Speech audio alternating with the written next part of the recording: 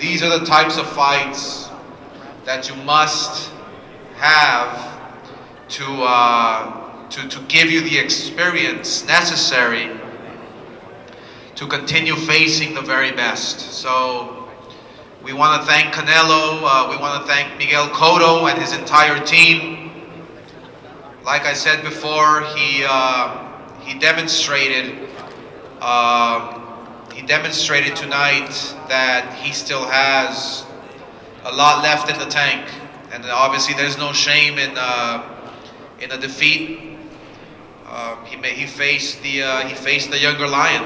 He faced a Canelo that was hungry for victory. And I want to make a special announcement to everyone that Canelo's next fight will be in May. We are locking in those dates for next year, Cinco de Mayo and September 16th, on those weekends. So Canelo will fight once again in May and September. What else? Questions? Anybody? Questions? Before the fighters come out? May 2nd against who? Well, that's exactly what we're going to sit down and talk about. It's very interesting because there's the Triple G fight. There's obviously other fights at 154. I have to get a feel of what Canelo wants to do, what his body tells him to, making the weight. He made 154 and a half, I believe it was. So the question is he going to stay at 154? Is he going to stay at 160? Those are the things we're going to talk about. Well, Oscar, can I just ask you, you say, you've said in the whole promotion you want the best to fight the best, and clearly this fight was almost sold as the winner fights him, and now all of a sudden, we'll see if he fights him next. I mean, how, the fans are all talking about wanting to see that GGG fight. How do you, rationalize putting on another fight as opposed to the fight that the fans are I'm not saying he's going to fight somebody else. I'm not announcing anything. I'm going to let him rest. We're going to talk about it. Is he going to fight Triple G? Absolutely, of course. It's not a question. Canelo is willing to fight anybody. The very best. That's who he is. That's his character. That's why he's the guy right now, today.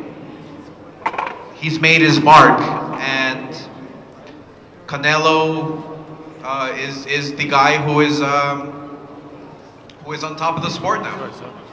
And the fans deserve the best fights, and that's what we deliver. Oscar. Hey, Oscar. Yes. Right here. What does this mean for Golden Boy Promotions? You guys are coming off a kind of a little losing streak with your last two big fights, and this has to be big for the company, doesn't it? Well, of course it's big. I mean, it's huge. It's huge. But it's much bigger than Golden Boy Promotions. It's huge for boxing because this is a new era in our sport, and get used to this right here. Exciting fights and the fights that the fans want to see. That's what we're gonna deliver.